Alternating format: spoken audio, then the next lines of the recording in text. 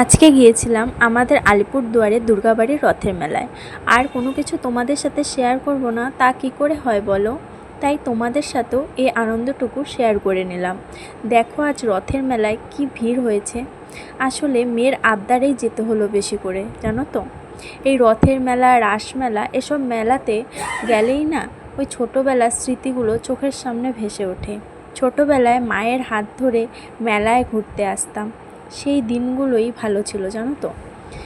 এরপর একটু দুর্গাবাড়ির ঠাকুরগুলো দর্শন করে নিলাম, তারপর বেরিয়ে যেতে হবে, কারণ আকাশের অবস্থা খুব একটা ভালো না।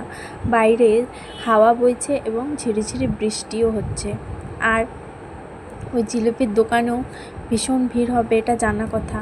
আর একটু তো জিলিপি কিনে বাড়ি যেতে হবে, কারণ রথের মেলায় জিলিপি কিনবো না তা কী করে হয়, সেই স্মৃতিটুকুও তো তুলে ধরতে হবে, তাই না।